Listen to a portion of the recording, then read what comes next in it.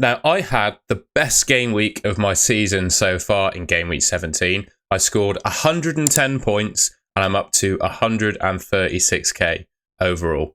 And here are my transfer plans for game week 18.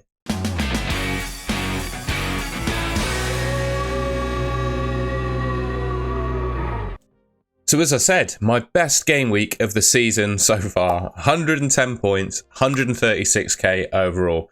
I'm definitely not going to get carried away with this though. I realised that I've probably had a bad run of luck and variance in the game over the last 3-4 game weeks. And I just feel like this week is me catching up. Some of those players that were popularly sold or benched, for example, Semenyo, Rodgers, Sanchez maybe, they all turned up and scored points for me this week. And you can see there, I have Aina. I have Aina on my bench who scored 15 points. If I started Aina, I could be on, well, you can work it out for yourself. I could potentially be on around 120 points and maybe be in the top 100k. So whilst having my best game week of the season so far, it could have gone even better for me. But I look back to that benching decision. I saw Chelsea were playing Everton and I saw Nottingham Forest were playing Brentford away. Brentford at the G-Tech are just goal scoring crazy, whereas I did feel like the Chelsea clean sheet was more likely than a Nottingham Forest one. So I started Colwill instead. Aina got his goal, but he scored 2 goals from less than 0.3 XG so far this season. You know, I'm not gonna be convinced that Aina is a top attacking asset. So I look back on my decision. It hasn't necessarily paid off, but I think going back, I wouldn't have changed anything with what I knew and thought at the time. Yeah, I don't think I would have changed anything. So there we are. Sanchez, 9-pointer in goal. Very pleased with that. Clean sheet and a bit of bonus for him. Timber, disappointed with his yellow card in no clean sheet. Unfortunately, Gabriel I didn't massively outscore him, but did outscore him with his assists. Robinson drew 0-0 with Southampton. I was expecting, I'd say, a little bit more from him in that game, but 6 points. I'll take the clean sheet. I'm not complaining. Same, obviously, with Colwill. Morgan Rogers, rewarding patience with me. I spoke about him in videos gone by leading up to game week 17, and I don't think I was ever going to sell him, but it was certainly a temptation because he hadn't been performing well, and there were other cheap midfielders around his price point that had been.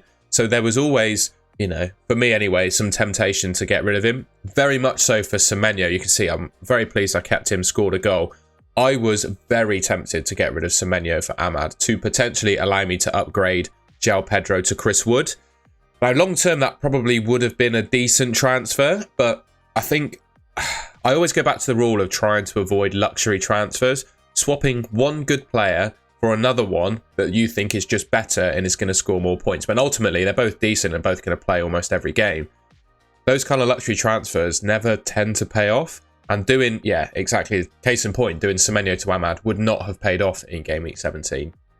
But there's also another adage I've learned from a winner of the Sky Sports fantasy game in years gone by, a guy called Paul McNulty.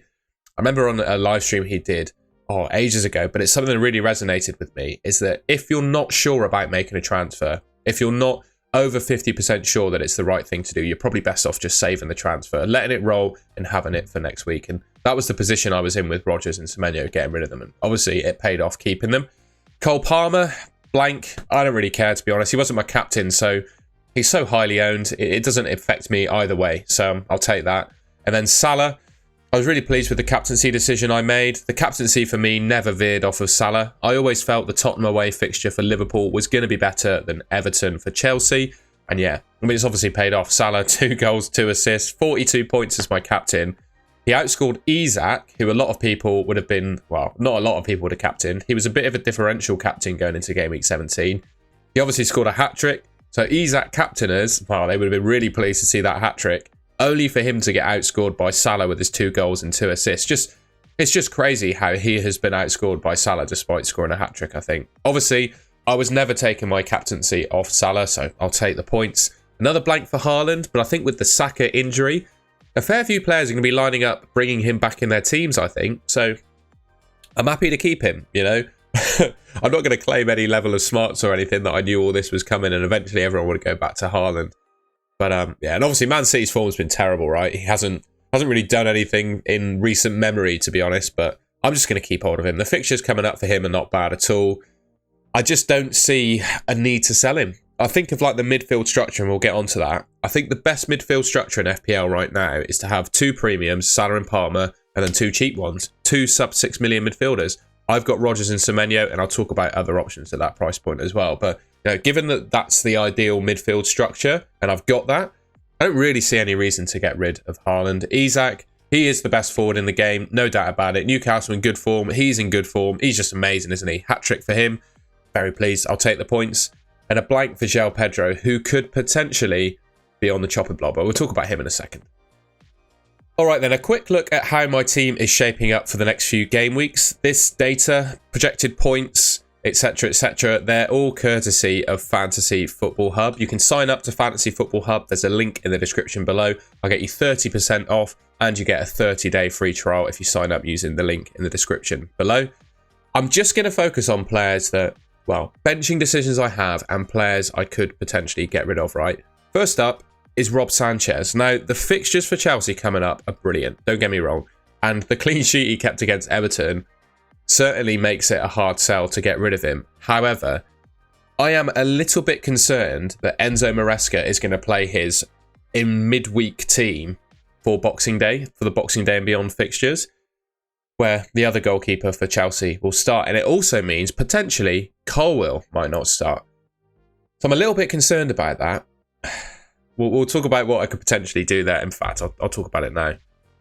There's a couple of goalkeepers that I'm potentially lining up to potentially replace Sanchez. I'm not necessarily saying I definitely want to get rid of him, but if I even get a whiff that he's not going to play, I'm going to potentially hop onto one of these. Dean Henderson, he's just conceded 5 goals against Arsenal, right? So suggesting I buy Dean Henderson after conceding 5 against Arsenal, to some people might sound crazy. But I think the fixtures longish term for Crystal Palace are good. I do think pre that Arsenal game, and again, it's a bit of an anomaly, right? I'll try and get that word out, playing Arsenal. You're not going to play Arsenal and have that type of a fixture every week. So yeah, I think the fixtures coming up for Henderson look good. He's the perfect balance in my mind of a level of clean sheets and saves. But ultimately, I really like Sales. Nottingham Forest, in my mind, are the 2nd/3rd best defence in the league. And you can get defenders from Nottingham Forest for under 5 million and the goalkeeper for 4.7. And it's just a case of, is he actually better than Sanchez? With the fixtures that Sanchez has, is he actually better? I look at that Tottenham at home game for Forest and I'm thinking, well, given how good Tottenham have been from an attacking perspective, they've been woeful defensively. But from an attacking perspective, even a defence as good as Nottingham Forest, I think, will struggle to keep them out. So there's probably not a clean sheet coming there. Everton, I mean, that feels like an absolute banker of a clean sheet. And then Wolves away after that. You know, that's 2 potential clean sheets there for Sales. So I do like the potential of replacing Rob Sanchez with Sales. And then I've got a little bit of concern around who I actually start. So I've got Robinson on my bench at the moment, and I'm starting Aina, Colwill, Sanchez, and Timber. So just a quick look at the clean sheet odds. So Arsenal top, 60%, Liverpool on 47, Man City on 46, Chelsea on 32, and Nottingham Forest on 20. So if I start my team by clean sheet odds, I've got the best starting lineup in terms of defence so far. So Sanchez, Timber, Colwill, and Aina. But like I said, if I even get a whiff that Enzo Maresca is going to whip out this midweek squad that he likes to, and Rob Sanchez isn't going to play, I'm going to be tempted to change him. Because I've only got one goalkeeper that could potentially start. You can see there, Voldymarsson on my bench. He's not going to play. So I really need to sort Sanchez out if he doesn't look like he's going to start in 18. So I mentioned when going through the points, the best structure for a midfield in FPL at the moment. And in my mind, it's having 2 premiums. So 2 premiums being likely Salah and Palmer, right? Saka's injured now. So you can't have him as an option. I don't think Son's been good enough really this season. I don't think Foden looks good enough either. So for me, it's Palmer and Salah. And then I don't see enough difference between these sub 6 million midfielders and the mid-tier ones, the likes of Odegaard, Bruno Fernandes, and Mbumo. These guys are really performing at the moment at this price point, and I just don't see why you'd spend the extra money on those players that I mentioned. So for me, the ideal structure in FPL at the moment is a 3-4-3 with Salah and Palmer, and then 2 midfielders from this price category. And ultimately, you can see there Ismail Assar is top. I probably agree with that right now. On form, he's the best of them. But I don't really think there's an absolute outstanding asset at this price point. In fact, I said I think Ismaila Sarr is the best on current form, but if I was to pick one and just forget about them, I'd probably go for Morgan Rogers, to be completely honest with you. But the narrative I want to say around this is, you know, I could be tempted to get rid of Semenyo. Yes, he scored against Man United, but general form over the last 5-6 game weeks has not been great. I could be tempted to ship him for someone else, maybe go for Ahmad, something like that. There's justification behind it, I guess. But ultimately, I think the best way to play your midfield at the moment is to pick 2 at this price point, sub 6 million, and then just hold them. Hold them until they go, I don't know, they really drop off in form, get injured or come out of the team. Because ultimately, I think, you know, how many we've got here? 6 players on this list. Sarr, Ahmad, Semenyo, Iwobi, Rogers, Enzo. I really don't think there's enough to separate them at the moment to really suggest that there's an outstanding option at this price point. I just don't. And I think the best way to play it is pick your 2 favourites, maybe on a spin the wheel, to be completely honest, if you're unsure yourself, and then just stick with them. That's my thoughts at the moment on these cheap midfielders. So I'll just go back to my front line. I've currently got Haaland, Isak, and João Pedro. Don't think, like I said, there's any reason for me to sell Haaland, given I've got the best midfield structure and I don't really need to upgrade elsewhere. I mean, I could get rid of him to upgrade my defence, but I'm just not too keen on doing that. Isak, he's obviously, like I said, the best forward in the game. Villa, Man United, Tottenham coming up. You know, on paper, they might be considered tough fixtures, but I mean, they've not been great defensively, all 3 of those teams. And João Pedro. João Pedro has been really disappointing since I brought him into my team, but he is just about to play Brentford. So I'd be hard-pressed to sell him, but if I were, I'd really want to get Chris Wood back into my team. The next 5 fixtures, apart from that Liverpool one, look really good for him. And he's just such a fun player to own in the game. I had him in my Game Week 6 wildcard in Beyond. I sold him before he entered his tough fixture run. I think around Game Week 13, 14. He's certainly out of that tough fixture run now, and he's come away from that with a decent level of attacking returns.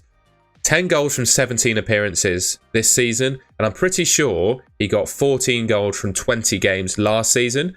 So if you add that up, he has scored 24 goals from 37 Premier League appearances. Now, 37 Premier League appearances is basically a season. You know, there's 38 games in a season, we all know that. And 24 goals. So 24 goals across a season of data for a 6.6 million striker. I think that's incredible value. I gotta say, I do really regret selling Chris Wood, but it did enable me at the time to get Isak, who has obviously been fantastic in my team. So I regret selling him, but I kind of don't because I've got Isak. But I would want to buy him back. I think if I could pick my ideal front 3 now, it would be Haaland, Isak, and Chris Wood. But I just go back to that front 3. With João Pedro about to play Brentford, I think that's another one of those luxury moves, and I should just hold my patience with João Pedro. Maybe until that Arsenal fixture, maybe up until he plays Arsenal. That could be the time then to bring in Chris Wood. But for now, ultimately across this whole team, I'm probably going to roll. Maybe we'll see what happens with that Chelsea defence, and if they get that midweek rotation, and that might be time to get rid of Sanchez and João Pedro potentially. But again, I think patience was rewarded for me in Game Week 17, and I should rely on that again, or pray for some patience to be rewarded again in 18 as well. Now, before I wrap up the video, I've been keeping tabs of this shortlist. So these are essentially all of the players in the game that I would consider buying from each position that aren't currently in my team. I've added a couple of goalkeepers to that shortlist. I always say I think Pickford and Onana will end up as the top scoring goalkeepers in the game, but I think Sells, maybe Henderson could be up there as well, just based on recent form.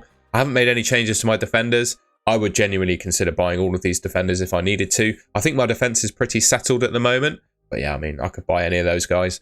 Midfield, taken Saka off of it. Obviously, with his injury, we got Bruno Fernandes, Brennan Johnson, Iwobi, Enzo, Ahmad, and Sarr. I've added Sarr on there now because I think he's proven to be in good form and a good option. And then I've added Chris Wood back to my forwards list. I took off Wissa and I took off Cunha because I think Cunha is pending a ban. I'm amazed that he didn't get it ahead of Game Week 17. I think owners, I hate to say it, but you can really count yourselves lucky that he didn't get that ban and still played and scored points.